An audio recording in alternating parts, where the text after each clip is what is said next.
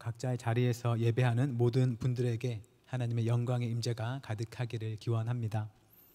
여름이 점점 끝나가고 있습니다. 날씨도 점점 선선해지고 오늘은 그렇지 않지만 하늘의 푸른빛도 더 진해진 것 같습니다.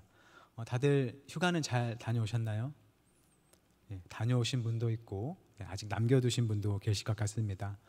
코로나 때문에 어딜 다녀오는 게 쉽지 않은 때이긴 하죠. 꼭 어딜 가시지는 않더라도 평소와는 다른 생활로서 잠시 일상에서 벗어나 쉬어가는 시간을 꼭 가지시기를 바랍니다. 이 시간 본문은 예수님이 파송하신 제자들이 예수님께로 돌아와서 예수님께 자기들의 행한 일을 낱낱이 보고하는 장면으로 시작합니다. 앞서 12명의 제자들이 예수님의 명을 받고 여러 마을을 돌아다니면서 사람들을 향해서 회개하라고 선포했고, 또 귀신을 쫓아내고 또 병든 사람에게 기름을 발라서 그 병을 고쳐 주었습니다. 마가복음 6장 12절과 13절입니다. 제자들이 나가서 회개하라 전파하고 많은 귀신을 쫓아내며 많은 병자에게 기름을 발라 고치더라. 이제 이 일을 마치고 돌아온 제자들이 자기들이 어떤 일을 했는지 낱낱이 보고하는 것이죠. 이 낱낱이라는 말이 무슨 뜻인가요? 하나하나 빠짐없이 모두라고 사전을 보면 되어 있습니다. 모든 것을 다 가리키는 것이죠. 그래서 12명의 제자들이 둘씩 짝을 지어서 예수님이 명령하신 회개를 선포하는 일과 또 귀신을 쫓아내고 병을 고쳐주는 그 사역을 하고 돌아와서는 그들이 보고 듣고 경험했던 그 모든 것들을 다 예수님께 말씀드리는 것입니다. 꼭 예수님께만 얘기하는 게 아니라 함께하는 다른 제자들에게도 자기의 경험을 나눴던 것이죠. 그 장면을 상상해 보면 어떤 모습일까요? 12명의 제자들이 자기네가 했던 일, 또 가르친 일, 또 겪은 일을 미주알 고주알 다 얘기하는 모습을 떠올려 볼 수 있습니다. 우리 이 시대로 따지자면 일종의 사역 보고를 하는 건데, 요즘 우리의 모습으로는 만약 서너 명이 사역 보고를 한다라는 말을 들으면 굉장히 지루할 것 같은데, 여기서는 12명이 모여서 자기의 이야기를 낱낱이 다 하고 있는 겁니다. 12명이면 한 자리에서 자신의 경험을 한 명씩 다 나누기에는 사실 많은 인원이죠. 그런데도 이들이 예수님께 자기의 일을 낱낱이 말씀드렸다는 것은 아마 그것이 지루하지 않고 즐거웠기 때문에 그랬겠다 싶습니다. 자기의 일을 얘기하는 것도 즐거웠고 또 다른 제자가 겪은 일을 함께 듣는 것도 즐거웠던 것이죠. 그도 그럴 것이 제자들이 했던 일은 이전에는 그들이 경험해 보지 못한 신기한 일이었기 때문이겠죠. 예수님께서 이 제자들을 보내실 때 그냥 보내시지 않고 이들에게 귀신을 제어하는 권능을 주고 보냈다라고 성경은 말합니다. 마가복음 6장 7절입니다. 12 제자를 부르사 둘씩 보내시며 더러운 귀신을 제어하는 권능을 주시고. 성경 본문에서는 귀신을 제어하는 권능만을 말했지만 아마 또 병을 고치는 권능까지 함께 받은 것으로 알 수 있습니다. 제자들은 사람들에게 찾아가서 하나님의 나라가 가까이 왔으니 회개하라 라고 선포만 하지 않고 자기들이 정말로 하나님께서 주신 그 메시지를 전하는 사람이라는 걸 뒷받칠 만한 능력을 행사할 수 있었습니다. 사람들을 괴롭히는 귀신들을 쫓아내줄 수 있었고 또 사람들을 괴롭게 하는 병에서 사람들을 고쳐줄 수 있었습니다. 자신 있게 선포하고 또 자신 있게 괴로워하는 사람들을 도와줄 수 있었던 것이죠. 고통에서 해방시켜 주시는 하나님의 그 나라가 정말 가까이 왔다는 것을 몸소 체험할 수 있었습니다. 아마 우리도 이런 신기한 능력을 가지고 전도하고 또 사람들을 도와준다고 한다면 아마 흥분되고 즐거운 마음으로 많은 이야기를 할 수 있을 것 같습니다. 예수님께서는 그렇게 예수님께서 명하신 일에 수고한 이 제자들에게 이제 잠깐 쉬라고 말씀을 하십니다. 31절입니다. 이르시되 너희는 따로 한적한 곳에 가서 잠깐 쉬어라 하시니 이는 오고 가는 사람이 많아 음식 먹을 겨를도 없음이라. 예수님은 음식 먹을 겨를도 없이 쉬지 못한 제자들에게 한적한 곳으로 가서 잠시 쉬라고 말씀하십니다. 그런데 앞서 예수님께서 이 제자들을 보내셨다라는 그 이야기와 이 시간 본문인 제자들이 다시 돌아온 이 이야기 사이에는 헤롯 왕이 세례 요한을 죽인 그 이야기가 사실 끼어 있습니다. 마가복음 6장 12절 13절은 이렇게 말합니다. 제자들이 많은 귀신을 쫓아내며 많은 병자에게 기름을 발라 고치더라. 그리고 30절로 넘어가서 사도들이 예수께 모여 자기들이 행한 것과 가르친 것을 낱낱이 고하니, 저 두 문장 사이에 헤롯이 세례 요한을 죽인 이야기가 끼어 있다는 것이죠. 이렇게 끼어 있다고 표현한 이유는 이 헤롯 이야기를 빼더라도 이 이야기의 흐름이 자연스럽다는 겁니다. 그런데 굳이 헤롯의 이야기를 그 사이에 끼워 넣고 나니까 이야기는 자연스럽게 헤롯과 예수님을 서로 대조하게 만듭니다. 이 헤롯과 또 그와 함께 했던 사람들은 어떤 사람들일까요?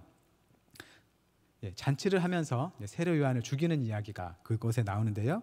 이 사람들은 잔치를 하는 풍족한 사람들입니다. 이들의 잔치의 모습은 어떠했을까 하면 아마 로마 귀족들의 잔치의 모습과 비슷하지 않았을까 하는 추측이 있습니다. 당시 로마의 귀족들은 잔치를 할 때 굉장히 사치스럽게 했다고 하죠. 식사를 할 즈음에 하인들이 차가운 물을 가져와서 손님들의 손발을 닦아주는데 과하면 또 손질까지 해줬다고 합니다. 또 돈이 많은 걸 과시하고 싶은 주인은 물 대신 포도주로 손을 씻게 하거나 또는 향수로 그 손을 씻게 했다고 합니다. 또 다 먹지 못할 양의 코스 요리가 나오기 때문에 그것들을 다 먹기 위해서 초대받은 손님들은 중간에 화장실로 조용히 가서 다 토해내고 다시 자리로 와서 음식을 먹었다고 합니다. 순전히 사치, 탐욕, 쾌락에 절인 잔치인 것이죠. 이 나라의 절반이라도 주겠다는 말을 이 헤롯 왕이 어떤 춤을 잘 춘 여인에게 말을 합니다. 그만큼 큰 권력을 가진 헤롯이기에 아마 이만한 이런 모습의 잔치를 벌이지 않았을까 추측을 해볼 수 있는 것이죠. 하지만 굉장히 화려하고 풍요롭게 보이는 이 잔치 어떤가요? 사실은 죽음의 잔치라고 우리는 얘기할 수 있습니다. 그들이 가진 부유함은 당시에 많은 민중들에게서 빼앗은 노동과 세금으로 이루어진 것이죠. 이들이 더 풍족하게 되는 만큼 민중들은 더 굶주리고 힘겹게 살아가게 되는 겁니다. 이 잔치는 세례 요한의 죽음에서 그 성격이 더욱 분명하게 드러납니다. 하나님의 메시지를 전하고 또 헤롯의 악행을 고발한 일로 갇혔던 요한이 한 여인의 계략에 의해 순식간에 목이 잘립니다. 사람의 목을 잘라서 가져오는 것은 그것만으로 굉장히 끔찍한 일이죠. 그런데 심지어 즐겁게 먹고 마시는 이 잔치 자리에 그 일이 일어납니다. 술에 취해서 아무 분별력이 없고 사람의 머리를 앞에 두고서 잔치를 벌이는 죽음의 잔치. 그래서 이들이 먹는 것은 죽음으로 이끄는 양식이다라고 우리는 표현할 수 있습니다. 반면에 헤롯 이야기에 뒤이어서 나오는 예수님과 함께하는 사람들은 어떤 사람들일까요? 배고픈 사람들입니다. 이 시간 본문으로 삼은 이 두 단락 사이에 오병이어 기적 이야기가 담겨 있습니다. 먹을 음식이 없는 수많은 사람들을 예수님께서 떡 5개와 물고기 2마리로 다 먹이신 이야기이죠. 본문에서 예수님은 제자들을 향해서 한적한 곳에 가서 쉬어라 라고 말씀하셨지만 제자들은 사람들이 계속 쫓아와서 결코 쉴 수 없는 상황이 되었습니다. 그렇게 많은 사람들이 찾아오는 모습을 예수님께서는 목자 없는 양처럼 보셨습니다. 34절 말씀입니다. 예수께서 나오사 큰 무리를 보시고 그 목자 없는 양 같음으로 인하여 불쌍히 여기사 이에 여러 가지로 가르치시더라. 이들은 앞서 얘기한 헤롯과 그 무리들과는 달리 부족한 삶을 사는 사람들입니다. 풍요롭지 못하고 빈곤하고 빼앗기보다는 빼앗기는 사람들이죠. 먹을 게 없는 사람들, 돌봄이 필요한 사람들입니다. 여러분은 헤롯과 이 무리들 중에 그 둘 중에 어느 쪽 사람들에 가까우신가요? 예전에 뭐 얼마나 갖고 있어야 부자냐라고 얘기를 했을 때 뭐 현금으로 10억을 갖고 있으면 부동산 빼고 뭐 현금을 10억을 따로 갖고 있으면 부자다라는 그런 얘기가 있었습니다. 그런데 막상 10억을 가진 사람들 스스로는 자기들이 부자라고 생각하지 않았다고 하죠. 최근에 인터넷에서 부자와 중산층, 서민을 구분하는 기준을 본 게 있는데 좀 기준이 좀 이렇게 동의할 만한 것 같습니다. 일을 해도 재산이 그래도 줄어들면 빈곤층입니다. 일을 안 하면 재산이 줄어들면 서민이고요. 일을 안 해도 재산이 그대로면 중산층, 일을 안 해도 재산이 늘어나면 부자라고 합니다. 아무래도 일을 안 해도 재산이 그대로라면 그것도 부자라고 보는 게 맞을 것 같은데, 여튼 일을 하는 것과 상관없이 안정적인 재산을 가지는 게 그 중요한 기준으로 보이죠. 이 기준으로 보면 정말 우리가 부자라고 부를 수 있는 사람이 그렇게 많지는 않을 수 있겠습니다.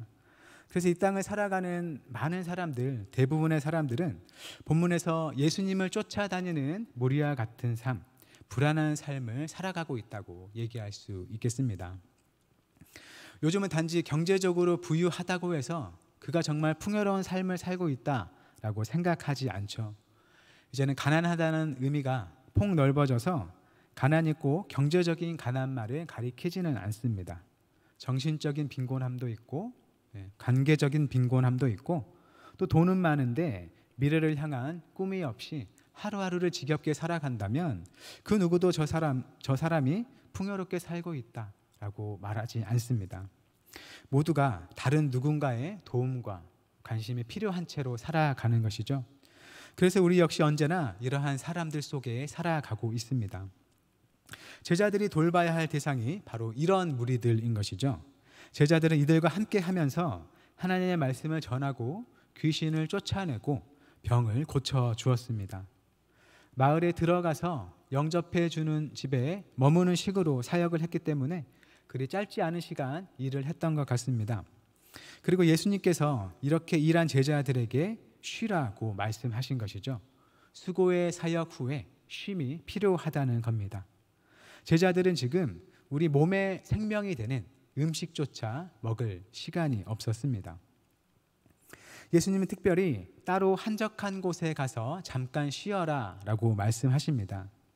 제자들이 일할 대상인 이 무리들에게서 떨어져서 한적한 곳에 있을 때 비로소 쉴 수 있다는 것이죠. 이 쉼은 사람들 속이 아닌, 또 일 속이 아닌 그곳에서 따로 떨어져 나올 때 제대로 이루어진다는 겁니다. 교회에서나 또는 사회에서나 수련회라는 이름으로 행사를 갖곤 하죠.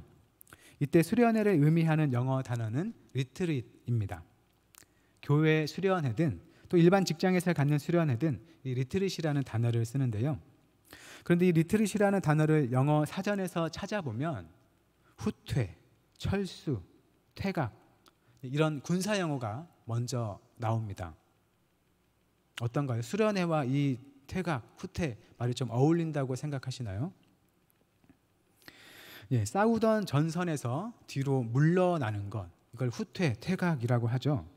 그래서 제가 예전에 이 수련회를 가리키는 영어가 무엇인지 사전에서 찾아봤을 때 이 리트릿이라는 단어가 나오는 걸 보고 잘 이해가 되질 않았습니다.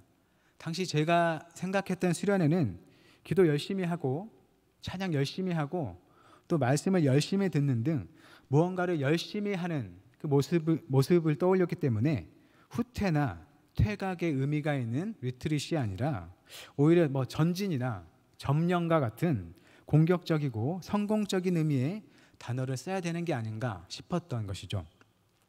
그런데 시간이 지나면서 말씀에 대해 또 하나님에 대해 배워가면서 수련회를 의미하는 단어로 왜 리트릿이라는 말을 쓰는지 이해하게 되었습니다. 신앙생활에 있어서 잠시 멈춰서서 일상의 뒤로 물러서는 것, 이 쉰다는 것은 눈에 보이는 현실에 온 힘을 쏟느라 놓칠 수 있는 하나님의 세계를 다시금 떠올리고 들여다보는 일이라는 것이죠. 쉬지 않고 일상의 흐름에만 우리의 삶을 맡기면 우리가 하는 신앙생활조차도 하나님이 아닌 세상의 방식으로 행하게 된다는 겁니다. 특별히 안식일을 제정해서 사람들을 쉬도록 했던 그 하나님의 뜻에 따라 살기 위해서는 일상에서 벗어난 쉼이 반드시 필요하다는 것이죠. 이 가톨릭에서는 리트릿이라는 단어를 피정이라는 말로 씁니다. 피할 피에 고요할 정자를 쓰는데요. 이 피정이라는 단어를 사전에서 보면 일상생활에서 벗어나 성당이나 수도원 같은 곳에서 묵상이나 기도를 통하여 자신을 살피는 일이라고 되어 있습니다.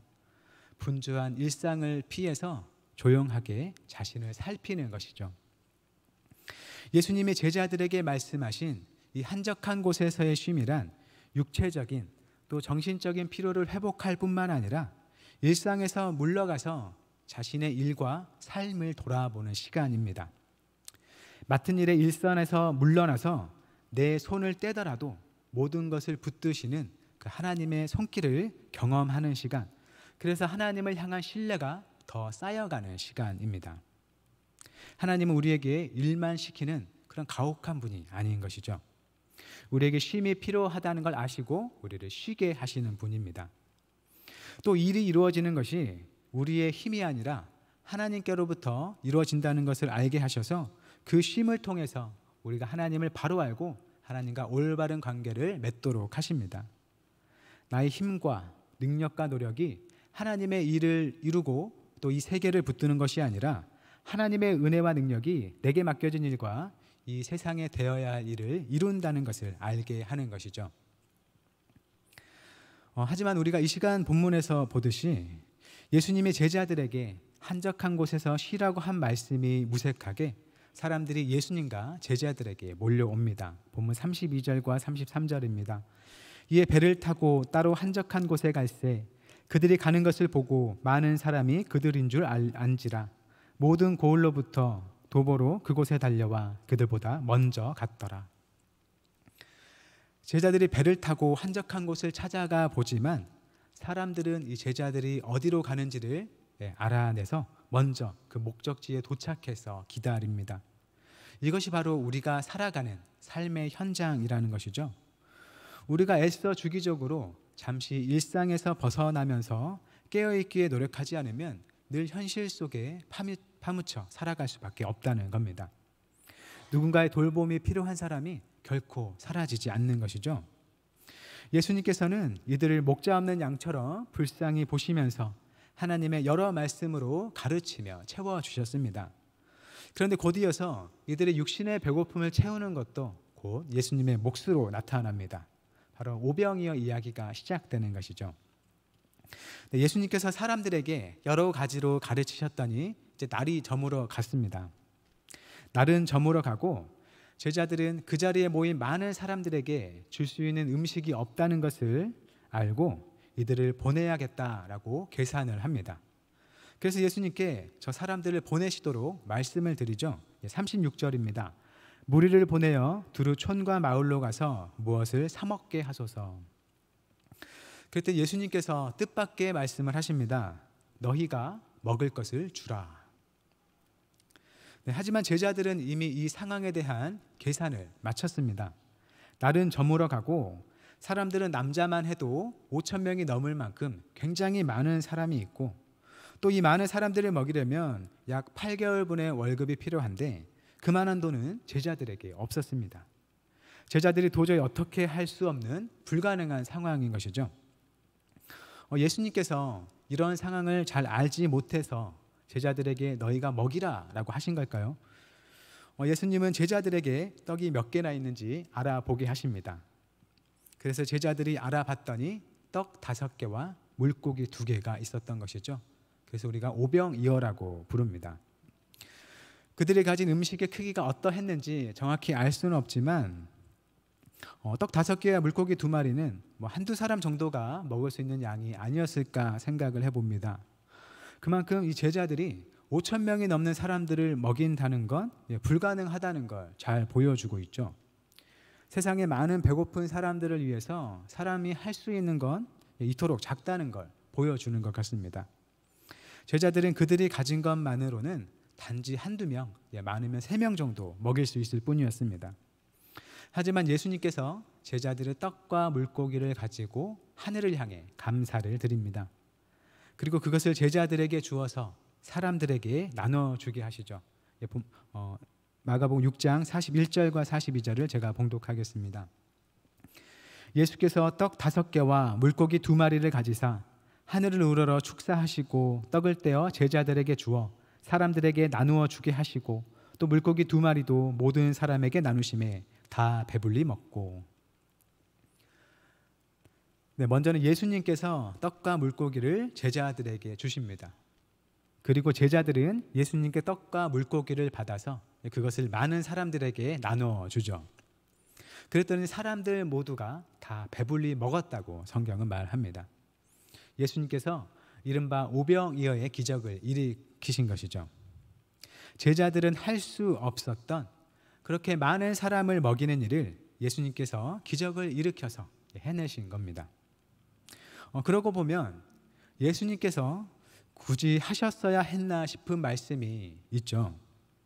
바로 제자들이 예수님께 사람들을 보내십시오 라고 말씀을 드릴 때 너희가 먹을 것을 주라 라고 했던 말씀입니다. 예수님께서는 분명 제자들에게는 그렇게 많은 사람을 먹일 만한 능력이 없다는 걸 아셨으면서도 굳이 제자들에게 너희가 먹을 것을 주라 라고 말씀을 하신 것이죠. 마치 우리가 기도할 때 하나님, 우리 주변에 배고프고 가난한 사람들이 너무나 많이 있습니다. 저들을 도와주세요 라고 기도를 했는데 우리 귀에 생생히 들려오는 음성이 그러면 너가 도와줘라 라고 하시는 것과 비슷할 것 같습니다. 우리가 그런 음성을 하나님의 응답으로 받는다면 우리는 어떤 대답을 할 것 같나요? 그 많은 사람들을 제가 다 돕지는 못합니다. 그만한 돈이 저에게는 없습니다 라고 대답하겠죠. 실제로 우리가 세상에 어려운 모든 사람들을 도울 수도 없고 그만한 능력도 없습니다. 하지만 하나님께서는 그걸 아시면서도 우리에게 도우라고 말씀하시는 것이죠. 예수님이 제자들에게 그들의 형편을 아시면서도 너희가 먹을 것을 주라 라고 구태여 말씀하신 것은 그것이 제자들이 이 목자 없는 양과 같은 사람들을 위해서 해야 할 일이라는 걸 알려주는 것이겠습니다. 제자들이 가진 떡 5개, 이 물고기 2마리는 그들 앞에 놓인 이 힘겨운 사람들을 그들의 힘으로는 도울 수 없다는 제자들의 부족함과 연약함을 잘 보여줍니다. 하지만 그러할지라도 그것으로 주님과 함께 할 때 많은 어려운 사람들을 부족하지 않게 풍족하게 도울 수 있을 거라는 걸 보여줍니다. 앞서 예수님께서 제자들에게 권능을 주셔서 제자들이 직접 사람들에게서 귀신을 쫓고 병을 고쳐주게 하신 것처럼 이번에도 제자들에게 먼저 음식을 나눠 주셔서 제자들이 직접 사람들에게 먹을 것을 주게 하셨습니다. 너희가 먹을 것을 주라 라고 말씀하신 것을 예수님께서 친히 이루어내 주신 것이죠. 특별히 예수님의 제자들에게 너희가 먹을 것을 주라 라고 명령하는 것은 음식이 갖는 특성 때문이기도 하겠습니다. 이 음식은 사람이 살기 위해서 날마다 먹어야 하는 것이죠. 하루 이틀은 굶어도 계속 먹지 못하면 사람은 결국 죽게 됩니다. 음식을 먹는 것, 음식을 먹이는 것은 일회성으로 끝나는 것이 아니라 계속해서 해야 할 일이라는 것이죠. 예수님은 제자들에게 너희가 이와 같은 사람들을 계속해서 돌봐야 한다고 말씀하는 걸로 볼 수 있겠습니다. 하지만 오병이어의 기적으로 예수님께서 보여주신 것처럼 사람들이 먹을 음식을 예수님께서 채워주실 겁니다. 앞서 헤롯 왕은 양들을 잡아먹으며 자기 배만 불리는 악한 목자였다면 예수님은 자신의 피와 살로 양들을 먹이시는 선한 목자이십니다. 그래서 예수님께서는 지금도 예수님의 제자들, 이제는 그리스도인이라 불리는 주님의 성도들을 통해서 세상을 먹이십니다. 말을 맺겠습니다. 주님께서는 세상을 치유하고 먹이는 자리로 우리를 부르시고 또 보내셨습니다. 하지만 빈손으로 보내지 않고 필요한 것들을 채워주셔서 그것으로 사람을 고치고 먹이고 세우게 하십니다. 그것이 하나님의 백성, 예수님의 제자가 된 우리들의 삶입니다. 그 삶은 우리가 때때로 잠시 멈춰서서 쉬고 성찰하고 방향을 조정하지 않으면 쉽게 지치고 또 하나님으로부터 엇나가고 탈진하는 삶이 될 수 있습니다. 맡은 일을 드립다 열심히 하는 게 곧 하나님을 열심히 섬기는 게 아닐 수도 있다는 것이죠. 우리는 때때로 의도적으로 일상에서 벗어나서 일상과 거리를 두고 자신을 돌아보면서 하나님 앞에 합당한 모습으로 다듬어 가야 할 필요가 있다는 겁니다. 본문 53절 이하는 사람들이 얼마나 예수님을 향해 간절했는지, 그래서 지금도 얼마나 많은 사람들이 예수님의 손길을 필요로 하는지를 보여줍니다. 54절과 55절입니다. 배에서 내리니 사람들이 곧 예수신 줄을 알고 그 온 지방으로 달려 돌아다니며 예수께서 어디 계시다는 말을 듣는 대로 병든 자를 침상째로 메고 나오니. 예수님을 찾아서 온 지방으로 돌아다니고 아픈 사람을 침상째로 데려올 만큼 간절한 사람들의 삶이 지금 이 시대에도 진짜 주님과 생명을 찾아서 헤매는 사람들의 삶입니다. 참된 진리, 참된 치유, 진정한 삶의 의미를 찾는 사람이 우리 주변에 세상에 늘 있다는 것이죠. 그러한 사람들을 향해서 우리에게 주어진 사명을 생각하면 쉴 틈이 없는 세상, 쉴 틈이 없는 삶일 것 같습니다. 그러니 주님께서 우리에게 맡기신 그 사명을 마음에 늘 품되 때때로 한적한 곳에서 우리 삶을 돌아보면서 참된 돌봄과 참된 쉼의 리듬 속에 살아갈 수 있기를 바랍니다. 그것이 이 땅에서 우리에게 주어진 평생의 삶과 부르심입니다.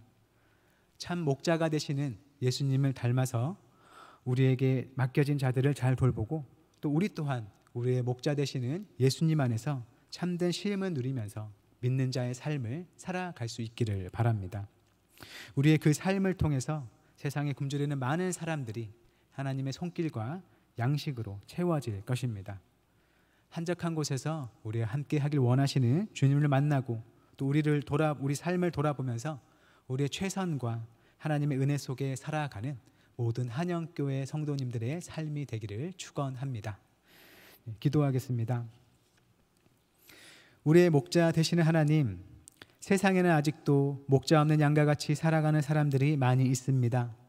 그들을 향해 우리에게 주신 사명을 잘 감당하도록 도와주옵소서. 주님의 말씀으로 가르치고 먹이며 참 생명으로 풍성한 삶을 주시는 주님께로 인도하게 하옵소서. 우리의 모든 수고 중에도 일상을 벗어나 주님 안에서 잘 쉬게 하시고 그 시간을 통해 몸과 마음의 힘을 회복하고 하나님을 향해 바로 서는 성도가 되게 하옵소서. 함께하는 모든 이들에게 주님의 참된 안식을 가져다 주는 복된 인생을 살게 하옵소서. 예수님의 이름으로 기도드립니다. 아멘.